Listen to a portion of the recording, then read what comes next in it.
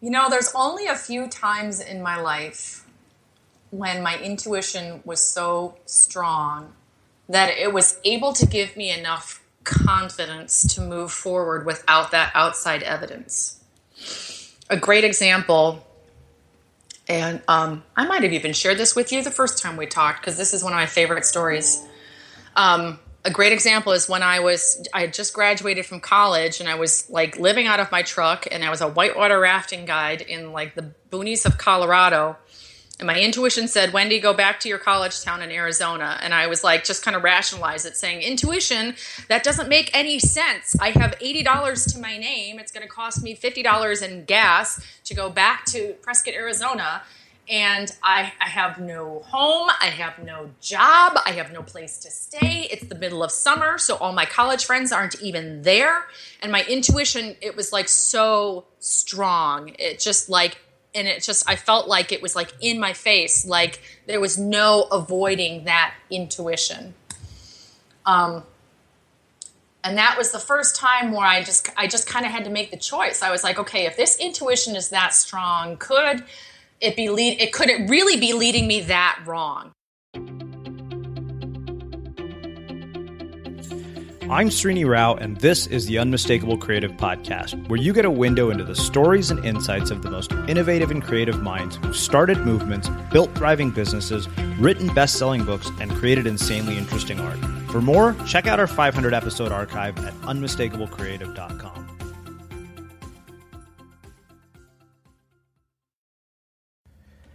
If you haven't checked it out yet, our Sunday Quiver is like a behind-the-scenes DVD for the themes of the week's interviews. We recommend articles, books, TED Talks, and much more. And when our first book comes out in August, that's where we'll be announcing all of the pre-order bonuses. So visit unmistakablecreative.com/newsletter to sign up and to learn more. Today's episode is brought to you by our friends at HostGator. The other day, I was reading an article on Medium about the 8 major keys to getting hired in the 21st century, and one of those was to make a website. This is exactly what the author said. It's mandatory nowadays. Just about every job application has a field for links or website. So make one. It should say who you are, what you like to do, and what you're all about. And our friends at HostGator can help you get started. With 24/7 live support via phone, chat, and email, you're in good hands. And they have an easy-to-use website builder if you're not too tech-savvy, and if you really want to get your hands dirty, one-click WordPress installs. Having a web presence of some sort isn't an option for your career, it's a necessity. So visit hostgator.com/creative and use the promo code creative to get 30% off all hosting packages. Wendy, welcome to the Unmistakable Creative. Thanks so much for taking the time to join us. Oh, thanks for being here. I'm so excited to talk to you.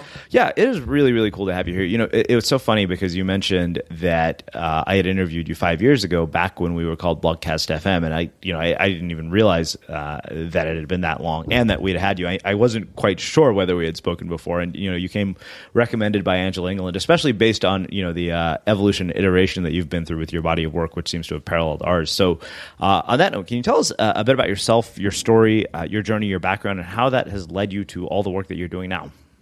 Well, you said we could chat for like an hour, and you said that I could probably not talk too much, and you might regret me saying that because it really has been a long journey to get to here. My background is in owning businesses. I used to be a freelance graphic designer, and I also jumped around from job to job. I actually never was employed with any other company longer than a year and a half. I would get too bored with stuff. I'd feel too constrained in a setting where I just didn't have the freedom to, be either with my kids or explore new avenues of expressing myself, either personally or professionally or creatively. But I finally kind of landed. And this is almost exactly 10 years ago now, which blows my mind, in 2006, starting a blog, and by accident, it turned into a business. And I had a lot of success with those first blogs, and still do. I mean, don't get me wrong. But blogging has changed a lot since 2006. So I had a blog network, and I had a lot of writers working for me, and I think my highest year ever, I had something like, or highest month ever, I had something like 5-6 million page views, and I was rolling in the money and getting lazy with things. And then in the beginning of 2013, or actually, let me go back a second. And remember sitting on my porch in the fall of 2012 and going, is this all there is? And I almost tear up every time I think of that morning because it was brutal. It was an absolutely brutal moment where I'd worked my entire life to get this success. And it was just like, and it sucked. It just like, I was again bored. It was like I was trapped in a job again. And it was nothing challenging me. And it was just kind of ironic and serendipitous. In some ways, I almost think like I kind of attracted it to myself that at the beginning of 2013, my business started falling apart. Google made some interface changes where, and this is just super technical, but they changed their interface and I lost like half my traffic. And then within 2 weeks, my ad network that I'd worked with for, at that point, probably 4 or 5 years said, well, we're switching focus and we're only working with baby and parent and new mom sites now. And since your site is working with older kids, sayonara. And so at the beginning of 2013, my husband had quit his job to start his own business, and I was the sole source of income for our family of 5 living in a big house that we paid way too much money for at the peak of the real estate boom. And by September of 2013, we were moving out in foreclosure. God, I just like talking about this really is emotional for me because it was just kind of, it pushed me in so many wonderful ways, but it just pushed all my buttons in all the wrong ways as well. It's like my life had to come apart so it could go back together in ways that would actually work. But that dismantling, I wouldn't wish that upon my worst enemy. I really wouldn't. It was awful. So it was, we moved out of our house. My husband's business actually started bringing in some money, and his is totally different than mine. He owns a marina, and we moved out as far away as you possibly could from Chicago and still be considered a suburb of Chicago, where the real estate was really cheap, but the town was cute and nice, and we just blank slate. We started over again. We depleted our savings in trying to hold on to the house. We had nothing. We had absolutely nothing to start with. We moved into a house up here in Woodstock at half the size of our old house. And ironically, it was like the start of happiness again. And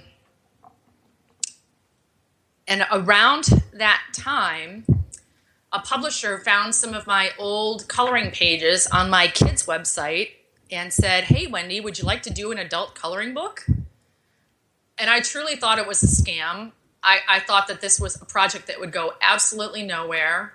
I almost completely turned them down and just said, no thanks. I was convinced I was going to go to them.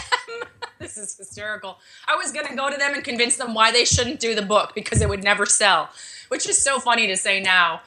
But I took the project and put out my first adult coloring book at the end of 2014. And this was like just such a complete turnaround from blogging and going after page views and constantly marketing the site and creating content, churning all this stuff all the time. And the publisher actually was happy with the book, liked it enough to say, would you like to do another one? And I still kind of scratched my head. I'm like, really? I'm like, I'm looking at my book scan sales on Amazon. I'm like, I have hardly sold anything as far as what I wanted to sell. But they're like, no, it's doing really well. I'm like, okay. And so they gave me another book. And that book got featured on the Huffington Post. And it was just bizarre. My life changed in an instant. It made it to number 36 on Amazon. I sat there like just absolutely, my head was spinning, watching this just complete turnaround of events from walking away from this life that seemed to be perfect and yet totally wasn't working, and just totally trusting the process, that walking into this adult coloring book world that I truly didn't think would go anywhere or do anything, it just suddenly took over my life. And that's what I've been doing like full time ever since. And there's so many little side stories along the way that I hope we can get into in this call. But I remember right before that Huffington Post piece hit, my publisher had offered me a book that would actually have tailored with my blogging stuff. And I had to make a choice. Do I go back to the blogging world and do this, what could be easy money, but it was soul sucking. Or do I trust the process of pursuing these adult coloring books? And I turned down that other book deal. And it was terrifying. It was absolutely terrifying, because it was just like, I still wasn't back on my feet fully from losing the house and everything. I was turning down an advance. I was turning down easy money. And it was like one of those gut-driven decision that said, Wendy, don't go down that road again. Trust the process and go towards these coloring books. And with really, at that point, I know they were getting popular at the time, but there was really no outside evidence to say that this could actually support me in a career. And it was just truly like an internal decision that said, this was the right way to go. And you will regret it if you don't. And so I've learned enough in my career to follow those kinds of instincts. And it was just a week later that Huffington Post piece hit. So it was just kind of a wonderful sort of way of just letting my life and career be dismantled and letting it kind of build itself on its own through a lot of just intuition and praying and spirituality and trusting my gut. Does that make sense? I hope it does, because I feel like I've rambled for quite a while here. No, it makes sense, and it raises tons of questions. I want to do something that I didn't get to do with you last time, and that is ask you about what I always call the journey before the journey, like childhood, parents, mentors, influences, things that ultimately led you down this trajectory and down this path. Like when you look back at your life, were there certain inflection points or certain people or certain experiences that you think ultimately caused all of this? There's a few. I remember when I was really little, my grandparents were very products of the Depression era. And my grandfather worked in a tool factory, and my grandmother was a lunch lady at a school. And to me, that was a really glamorous job when I was 4 years old, the lunch lady at the school, because she was at the school and I really wanted to go to school. And so every time we'd go visit my grandparents, I would take the coloring books out of her toy bin, and I would color them, and I would give them to my grandmother to grade them, because in my mind, she was the ultimate thing, like a teacher. She wasn't a lunch lady. She was I had her on this pedestal, and trust me, she deserved to be there. She was a wonderful woman.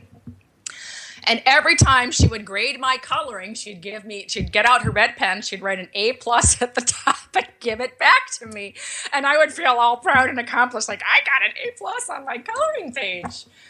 And I frequently look back on that, just that empowerment that my grandparents and my parents always gave to me, that they always told me and believed in me, that even when it seemed like I was really on the wrong path, that they believed that I'd be able to pull my head out of my ass. Pardon the language. I hope that's okay. But they just always believed that I would be able to land on my feet and get where it was that I needed to go. And I know that was really painful for them over many years as a teenager and really into my 20s of falling down and letting me, again, just fall down and pick myself back up and reinvent myself.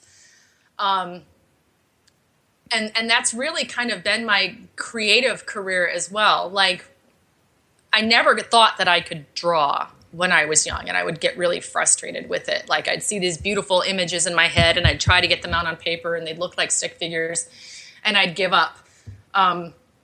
So when I went to college, or actually when I was in high school, I took a photography class, and that was the first kind of success that I had with art, where I could finally like see something in my head, and I didn't rely on my hands and that art, like on any kind of undeveloped artistic talent to be able to get it out on paper. I could take the picture, I could make it look beautiful, I could go into the dark room. Actually, it was a wet dark room back then, but I could go into the dark room and print a picture, and it was actually beautiful when I was done. And that really kind of was a transformative time in my life, because it opened up my mind to that art is not just using your hand to put pretty pictures on a page. Art is just so much more than that. And even though I've tried to like be artistic and creative throughout my entire career, I've kind of gone back and forth between using those creative and artistic skills and going back and then doing more marketing and strategic planning, which has really served me well. But sometimes the two would kind of hinder each other. I'm trying to think. That's really the only two things that I can think of from my childhood that were really impactful, except for when it was like my second or third year of college, where I had a photography teacher who was brutal. Just, there was nothing that I could do that could please this man. And the photographs that I took, that he's like, I remember so specifically, he's like, don't tell me that you can't do this work. And he threw one of my photographs down in front of me. He's like, this is beautiful shit. I know that you can handle this. And I looked at the picture that he threw in front of me, and it was one I'd taken, and it was like one I absolutely hated. It was like my least favorite picture I'd ever taken. And I was like, how can you find this stuff good? I don't understand.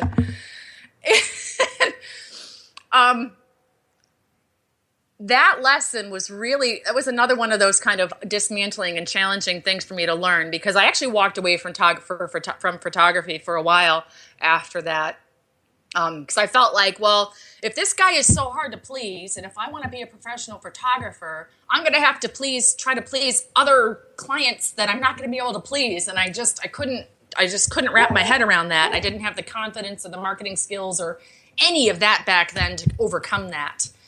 And I think that's one of the reasons that I ended up bouncing back and forth between marketing and art, because I never really had the confidence in my art skills, and I thought I needed the marketing skills to be able to pull it off. And, even though that came from a kind of a place of insecurity, that was really one of the best things that ever happened in my career. So that's been kind of powerful for me to like not take insecurities or disempowering beliefs and believe them, but take them more at the face level. Like, what is this like negative thing that's coming up for me, trying to tell me, or what can I learn from this? Because now, I mean, this is after I'm almost 50 years old. To be honest with you, that kind of is weird. But now I have, like 10, 15 years of marketing experience, and I have 10, 15 years of art and illustration experience. And you know what? I truly feel like I'm in a great place right now, like a really great place right now. I hope that answered your question. There's something you've said multiple times throughout our conversation, and it was this notion of falling apart, picking yourself back up, and reinventing yourself. And do you think that that's something that can only be learned by falling apart and having to pick yourself up, or do you think that can be developed? And if so, how? Oh, God, that is a really good question, because if there was an easier way to do it than actually having to go through it, I'd totally take that way. And yet I don't really know. I think that anybody who has reinvented themselves, who's kind of just gone through, because it's not just a financial loss, it's not just a personal loss, it's not just a spiritual loss. It's like them all rolled up into one when you have to reinvent yourself. And people who've walked through that and have gotten to the other side, I mean, there's a lot of those kind of people out there who are taking what they've learned from that experience and sharing it with others, either through courses or mentorship or giving advice or, in those kinds of ways. So I would say that the work is out there, and the stuff that I've learned and the stuff that these other people have learned is there for people to take it and absorb it and use it. But I don't really know that people can get the kind of deep, like down to the core of your being learnings, unless you're kind of like going through one of those. It's almost like an addict that's bottoming out. I mean, that's kind of a bad analogy, but it's a little bit of that, having just kind of that soul searchingness where you have to look nowhere for answers except for within yourself. I'm still not, I don't feel like I'm answering your question. And actually, you know what? Here it is what it is. I really want to say yes, Srini. Yeah. I really do. And I've not seen anybody do it. I really don't think I have. Yeah, I would have to agree with that. I mean, I don't ask questions expecting to get concrete answers. Yeah. Somebody told me this weekend, it was Philip McKernan, who was a guest on our show. He said, often we look for intellectual answers for emotional questions, and that they just don't exist. Yeah. Yeah, it's like, I've taken a lot of a different approach to personal development over the last almost 2 years now, where I used to like feel like there was something was broken with me, and then I'm like, all right, I got to go fix myself. Mm-hmm. So I'd read some, self-help book, or I'd go to some personal development seminar, and they would be amazing. And I'd like find all these insights and all these breakthroughs, and I'd like get on the right track, and I'd be like, woohoo, my life is like working again. I don't need that personal development stuff anymore. I'm fixed. I'm saying this in a comical way, like kind of being over emphasizing just kind of the absurdity of it, because I really did think that it's like that, that there's a way to fix ourselves, and that we can get to somewhere where we can coast. And it was just inevitable that no matter any time that I would go and find insights that just, it seemed like I had, healed, and I don't even want to say fixed, like healed a part of myself. And I truly did do a ton of healing over, many, many years. And I really expected that to kind of stick and work, and it never did. And it finally occurred to me, there was two things that happened in 2014 that really shifted my thinking on this. And I'm going to tear up again. My mom has Alzheimer's, and she's pretty bad right now. But in 2014, we put her in a nursing home, and she started just really doing well. And my dad and I were just working really closely on this. And we were both kind of questioning, like, wow, should we have put her in this home? She's like really doing like better than she was outside the home. And we finally realized that it wasn't that she was suddenly doing better and that we should take her out of there. It's the environment. It was the constant care and nurturing. She's in an amazing place, by the way. It was that environment of constant support, of constant stimulation, of constant just nurturing that allowed her to just excel. And then it was around the same time I was at the Museum of Science and Industry here in Chicago, and I saw a quote from the Dalai Lama that said, happiness is not something ready-made. It comes from your own actions. And between those two things, I was like, oh my God, I've been thinking about personal development all wrong. I never needed fixing. I never needed to be healed. It was the act. It was putting myself in that nurturing environment. God, I'm sorry. It was putting myself into that nurturing environment that allowed me to thrive. And it was never that I needed fixing at all. And so I started a meditation practice, a daily meditation practice. I started a daily journaling practice. I cleaned up my diet. And I started actively working on my happiness. And I started and I would read personal development books, not to fix myself, but to continually put myself in that environment of thriving.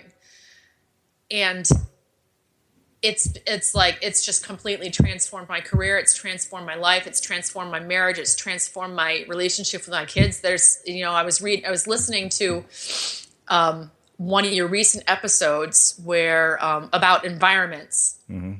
And I heard your interviewee say that when you transform one environment, it starts transforming all the other environments around you. And that's exactly what happened when I started just nurturing myself for the sake of nurturing myself.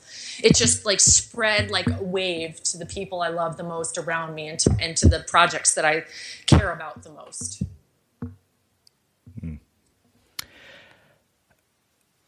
So the photography teacher, that raises a question for me. Often in our lives, we will come across people, sometimes even the ones who are closest to us, who will reinforce negative self-image or self-doubt or the worst things we already think about ourselves. How do you not let moments like that define you?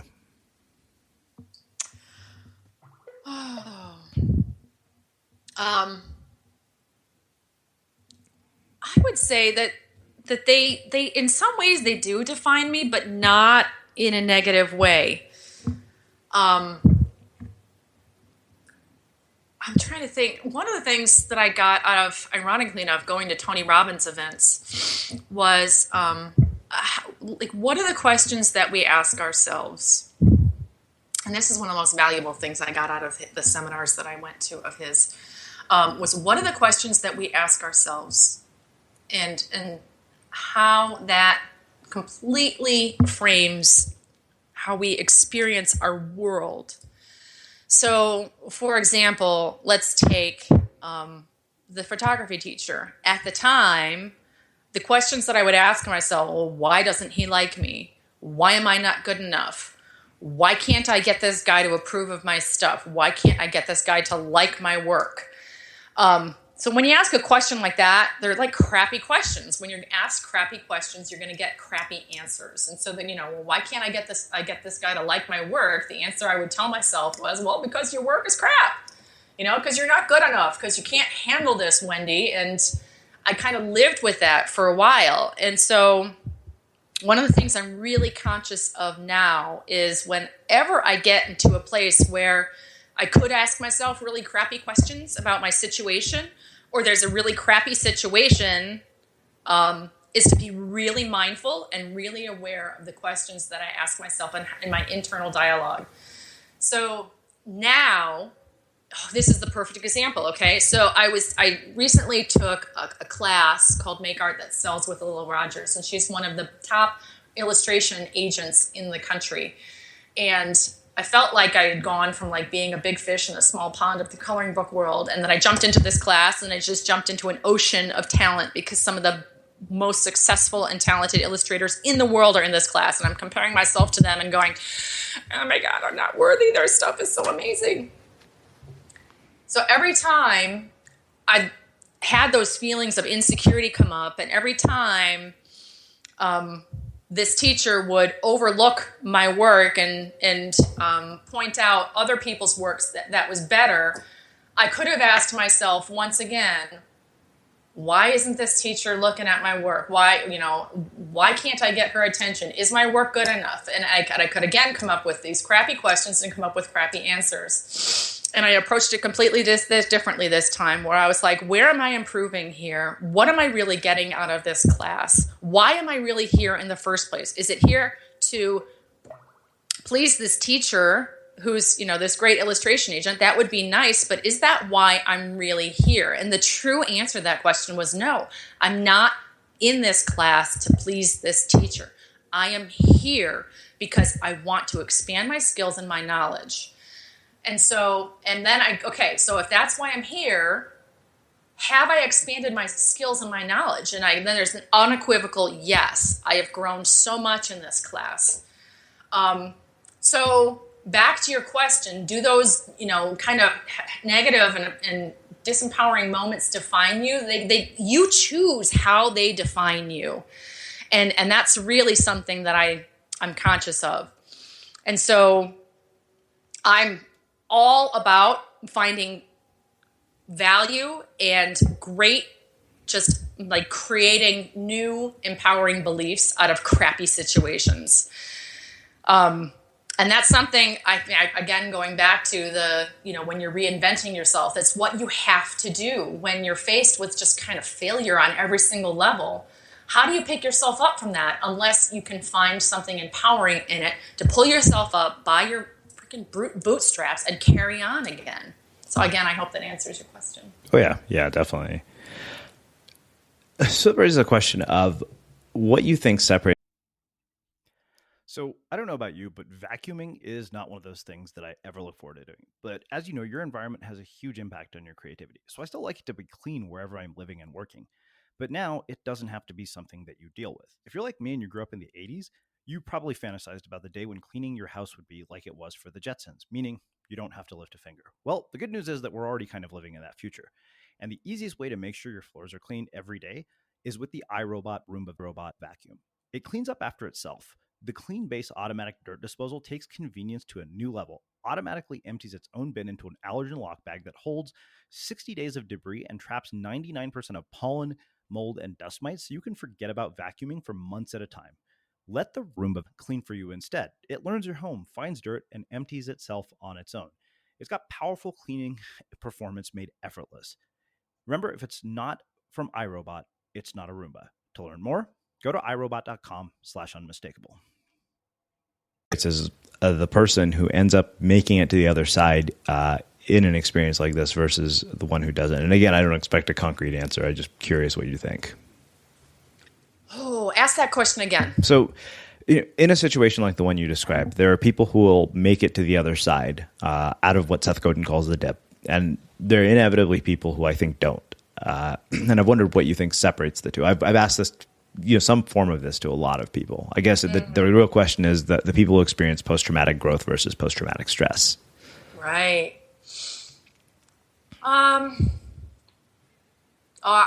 Let me first say that I can fully admit that I'm not always on the growth side. Well, sometimes I let myself fall into the post-traumatic stress. But ultimately, I just can't let myself stay there because it just drives me nuts. I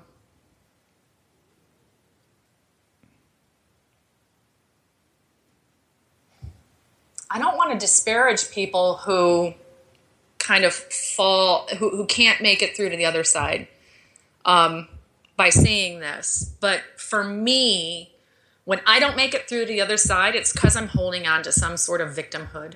And personally, that's a trait that I cannot stand in others because I cannot stand it in myself. And when I get there and I throw a big pity party for myself, I can only wallow in that for so long before I just want to jump out of my own skin, and because I just can't handle it for very long. But I do it from time to time. I'm not immune to it. But that's one of the ways that I don't make it to the other side. And I'm sure there's other ways that people don't make it to the other side. So that's why I kind of wanted to preface that by saying that, I don't think anybody who doesn't make it to the other side isn't wallowing around in victimhood. That's just my pattern.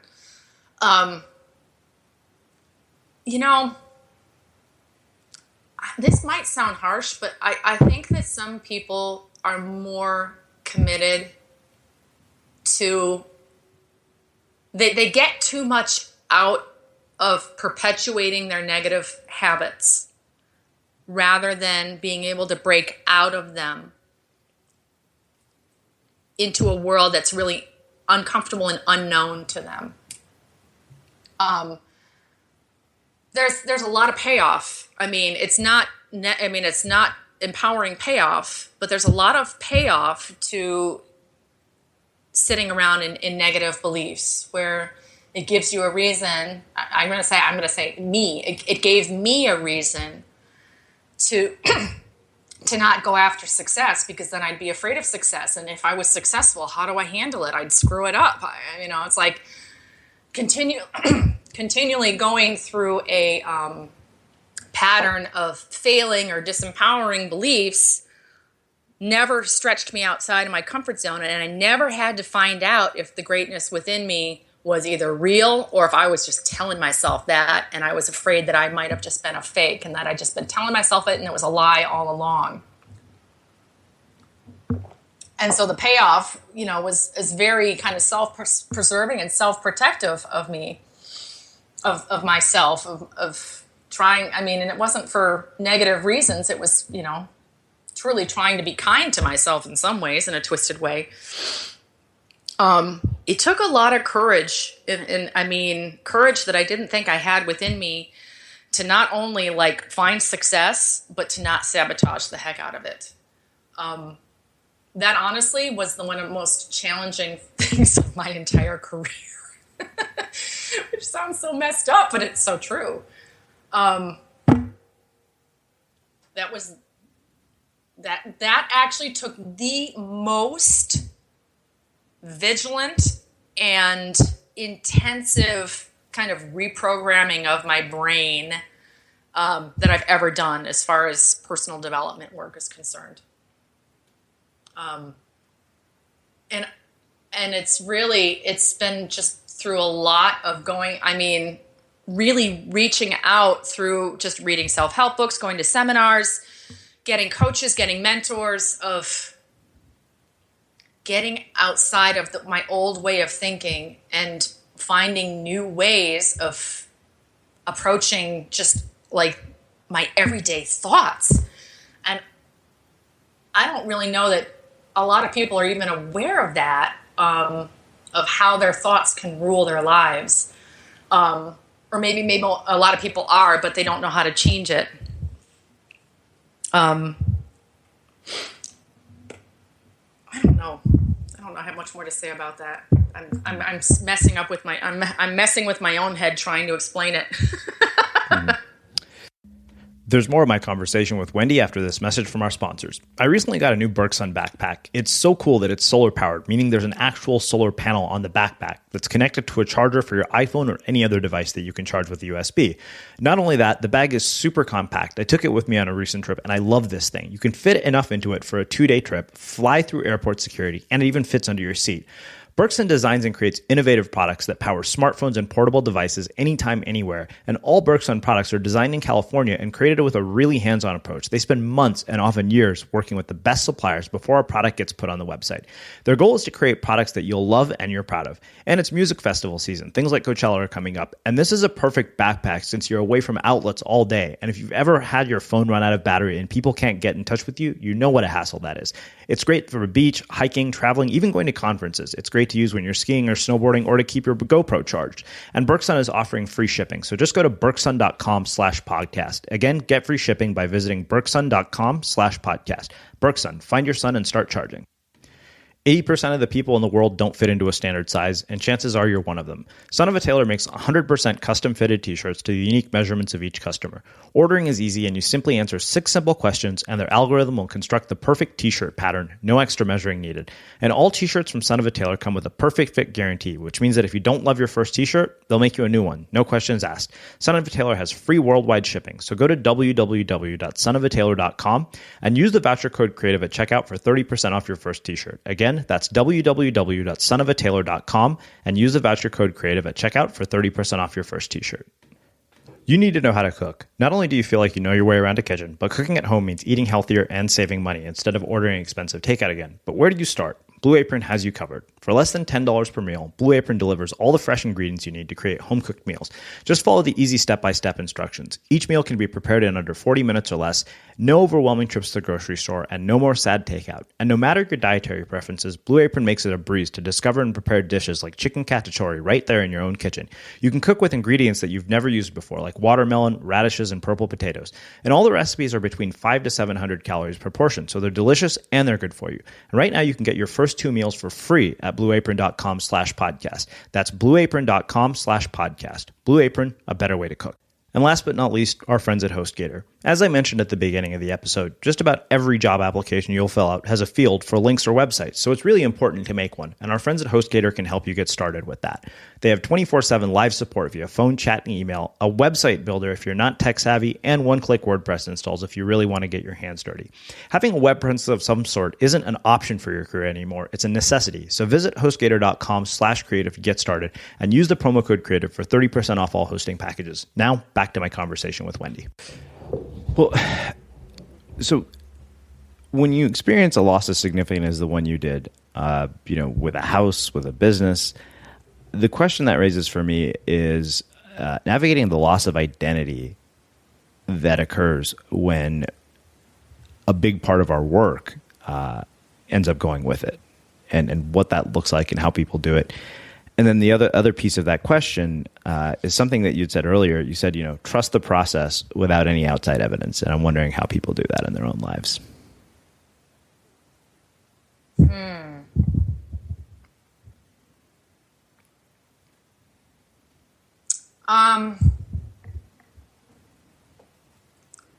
There's only a few times in my life when my intuition was so strong that it was able to give me enough confidence to move forward without that outside evidence. A great example, and I might have even shared this with you the first time we talked, because this is one of my favorite stories. A great example is when I had just graduated from college, and I was living out of my truck, and I was a whitewater rafting guide in the boonies of Colorado. And my intuition said, Wendy, go back to your college town in Arizona. And I was just kind of rationalize it, saying, intuition, that doesn't make any sense. I have $80 to my name. It's going to cost me $50 in gas to go back to Prescott, Arizona. And I have no home. I have no job. I have no place to stay. It's the middle of summer, so all my college friends aren't even there. And my intuition, it was so strong. I felt like it was in my face, there was no avoiding that intuition. And that was the first time where I just kind of had to make the choice. I was like, okay, if this intuition is that strong, could it really be leading me that wrong? Because I tried to rationalize myself out of it. I tried to talk myself out of it. I mean, the intuition just coming back saying, Wendy, go back to Arizona. So I finally just gave in. And I said, okay, what's the worst that can happen? I'm going to end up in Arizona and living out of my truck while I'm living in Colorado, living out of my truck. So it's really not that bad. So I took that $50 in gas and I drove back to Arizona. I ended up there with $30 in cash to my name. That was all I had. I slept in my truck. I woke up the next morning. I went to the Salvation Army for breakfast, the worst breakfast of my life and one of the most humbling experiences of my life. And I vowed I would never go back there. And I walked into the unemployment office, and I had gone to a very hippie college, and I didn't have any really marketable skills. And this was 1992. And at that time, that was kind of in a depression.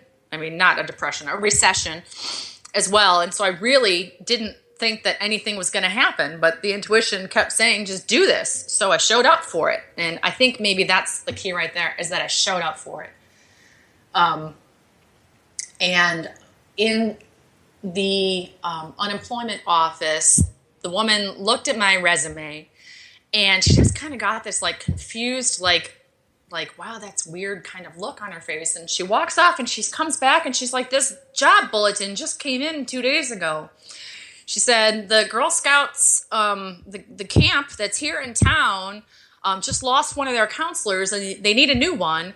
And it's going to pay you however much it was per week. I think it was $75 a week, which was, for what I had, it was great. But it's also going to give you free room and board. And you can start tomorrow. And at that point, it was that was a life-changing moment for me, because the intuition spoke, I showed up, I listened, and it was and everything was okay. And I truly, within 48 hours of arriving back in Arizona, I had a job, I had a room, I had a place to live, and And that tided me over until I could get more work and a more solid place to live. Taking that leap is something that's easy to do. And I kind of think that it takes an extraordinary person to be able to tune out the outside world and listen to whatever, your gut is telling you within. But it's not that uncommon. There are so many authors and speakers and mentors and leaders that say, listen to that inner voice, listen to that inner gut. And I'm just echoing that. Like, yeah, if it's truly what you're supposed to be doing, you've got to freaking listen to it. I mean, it's like that. I mean, why even show up for life if you're not going to listen to the guiding voice that's within you? That, I mean, you can call it God, you can just call it your, higher intelligence. I mean, I don't know, the universe, whatever you want to call it. If you're not going to listen to it, why even show up for life? I mean, otherwise we're just sitting here shuffling paper and, stuck in our daily commute every morning. I mean, we are all on this earth to do bigger things than shuffle paper. And the only way that we can figure out why it is that we're here is to tune in within. So. That was beautiful. I have a question, and I'm really interested to hear your perspective on this. We've had a lot of people who've amassed significant amounts of personal wealth as guests on the show. And it's always interesting to hear their answers. But you've seen kind of the extremes of this, of amassing, success financially, and then, of course, based on the story you just told me, not having money. And I'm just curious, what has happened to your internal narrative around money and wealth based on the experiences that you've been through? Oh, I work on that a lot. I've been actually... And I know it sounds cheesy, but I really do believe in the law of attraction stuff. And I've been reading about it and studying that kind of those materials for over 20 years. And I mean, to be brutally honest with myself, when I had that moment in 2012, when I said, is this all there is? I think that a part of me was just so fried and bored and feeling trapped and unsatisfied with my career that I drew to myself some, basically some things that would totally disrupt my way of being. Well, maybe because I don't know if I didn't feel like I deserved it. No, I don't really think that's it.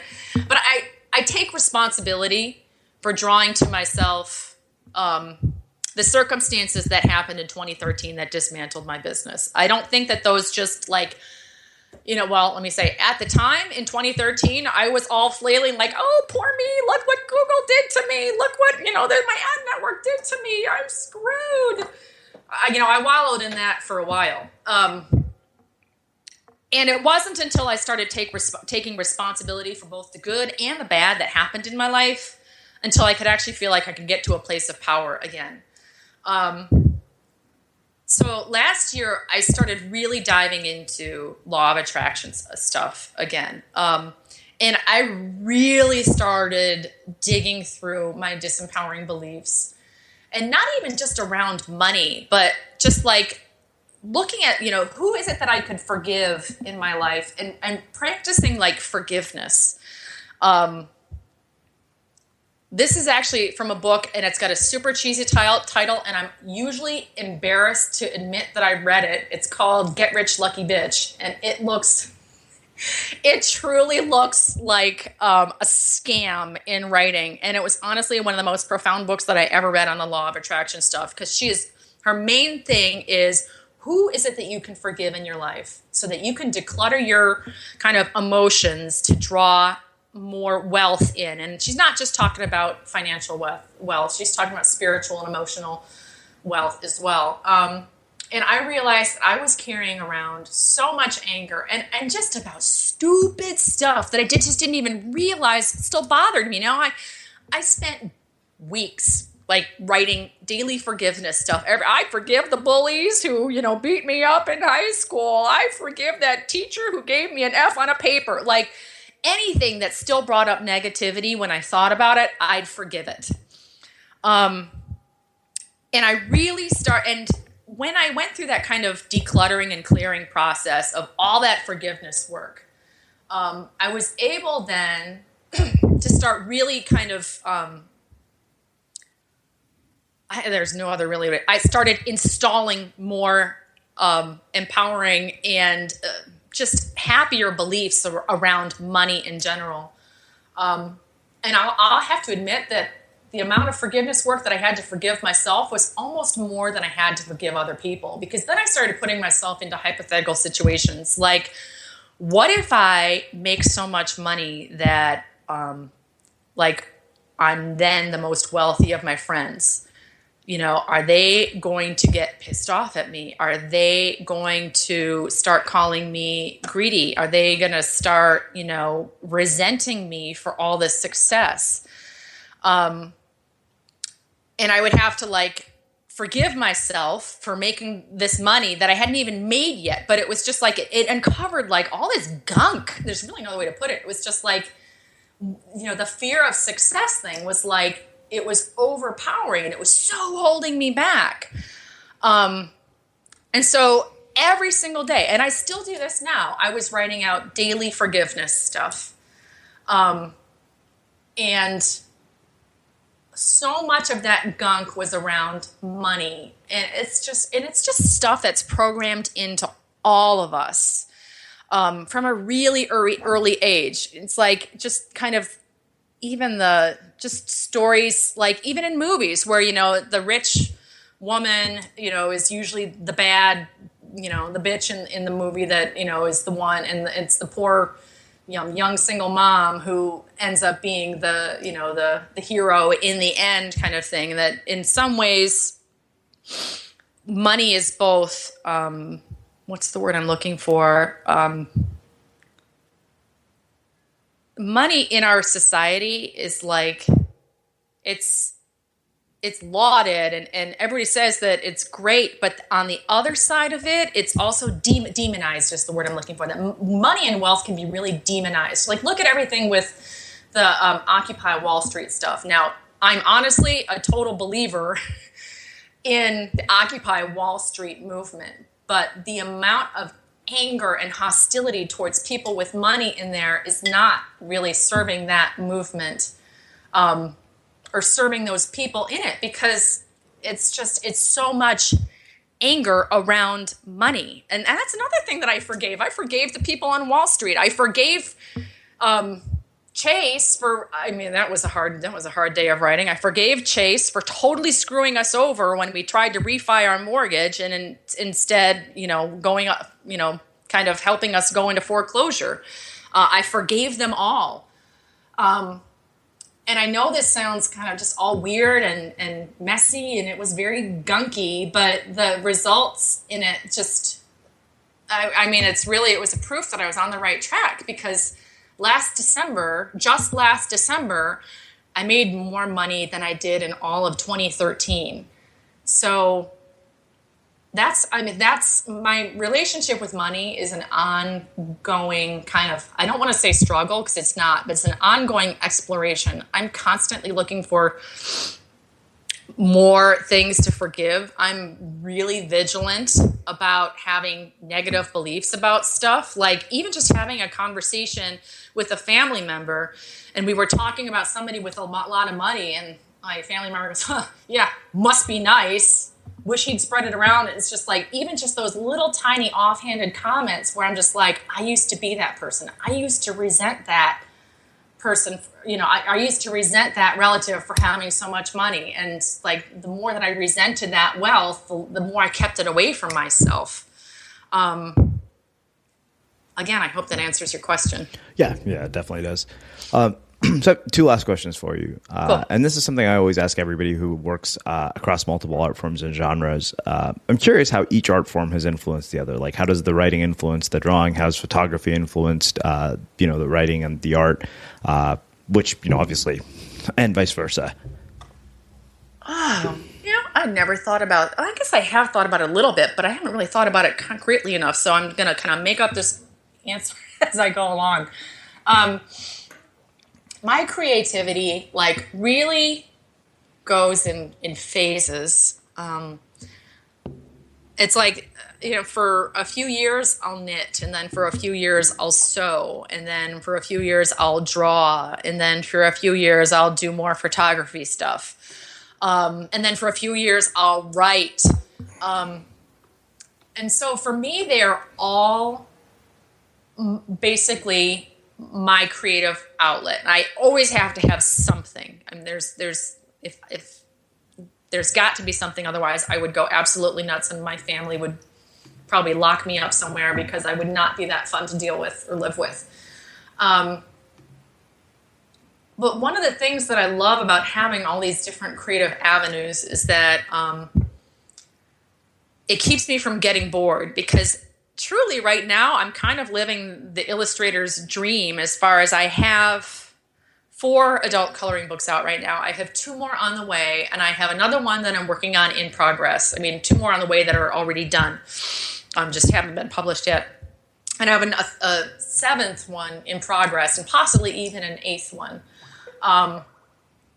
And I have passive income coming from all my blog stuff. And at the same time, I am never going to let myself get to that point where I say, is this all there is? Truly, that to me is just kind of death to a creative person. So, even though I don't know that the writing really informs my artwork, if my artwork starts getting boring, I'll go and start doing the writing, or I'll start doing the knitting or the sewing, or just something else to continue the flow, just being able to be in that creative flow. Because if I let myself get out of that creative flow, it's like it's a real fight to have to get back into it. And they all really support each other in just kind of weird, intangible, difficult to explain kinds of ways. I'm trying to think. Here's a perfect example. Like, I used to do a ton of sewing. I would create my own bags. I'd like my own patterns. I did a lot of sewing of bags and clothing, and even thought about doing something more in the fashion world.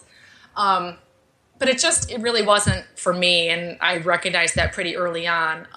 But now that work really helps me when I'm creating patterns for illustration stuff. And now as I try to think about expanding my illustration career, designing for fabric is actually one of the easiest things for me to think about. And I know the industry, I know the market, I know the needs of all different kinds of sewers, from quilters to fabric to fashion sewers and so it's like that work, even though it didn't really seem very related to what I'm doing now, does inform the work that I do now.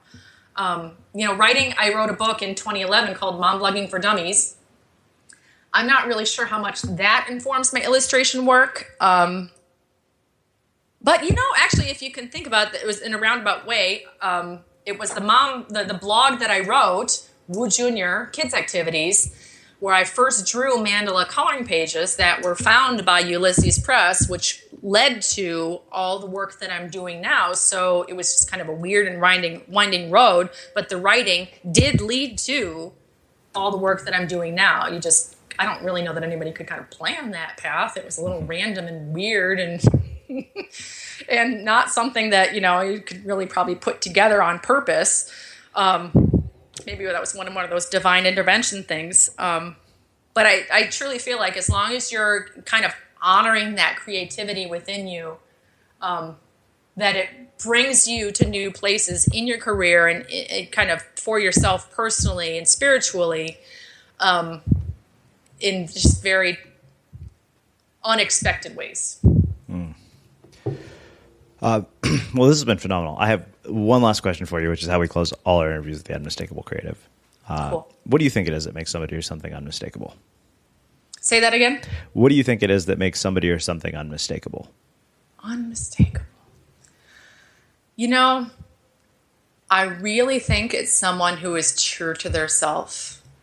And I don't mean like somebody who's true to their lowest self or true to their insecurities, or I think it makes someone who is able to look at the negativity, because we all have it in our lives, is to be able to look at the negativity in their world and say, you know what, that's not who I am. I'm going to be true to the good in me, and I'm going to be true to my talents, to my strengths. And, you know, as those insecurities or the negativity, it's going to come up. I'm just not going to be true to it. And that's fine. And that's really like when I said mindfulness early on and the meditation stuff, that's truly what's helped me the most with that, is that when all those old patterns and negative beliefs come up, where I can just say, oh, hey, there you are. But I've got this now. I'm not going to be, that's not what I'm honoring in my day. I'm not going to be honoring, spending 10 hours on Facebook and wasting my time. I'm going to be honoring the genius within me. And it might not be genius that comes out. Let me make that distinction on a daily basis. But at least I'm going to honor that part of myself. And I think that when I come across so many amazing people in this career, and I would honestly say that you are definitely one of them, Srini, that you honor the greatness in other people and you honor the greatness in yourself. And that's what I think makes people unmistakable. Awesome. Well, thank you so much for saying that. And I really, really appreciate you taking the time to join us and share your story and your insights with our listeners. This has been phenomenal. Awesome. That was a emotionally, wonderfully, a wonderful conversation to have with you. I love talking with you. Every time we've talked, it's been just a really cool conversation. So hopefully we get to do it again sometime, maybe in less than another 5 years. Yeah. And for everybody listening, we will wrap the show with that. Next time on The Unmistakable Creative. I feel like my path to, maybe not to what I'm doing like literally right now with this, with the teaching of systems, but like what I've been doing in the last, 15 years of teaching comics and writing about comics and writing comics and making comics. Like it looks like a path laid out with a ruler, like it's such a straight path. And yet I could never have pictured where it was going. And I was on the other side of it. Jessica Abel joins us to share storytelling lessons from the iconic producers of radio.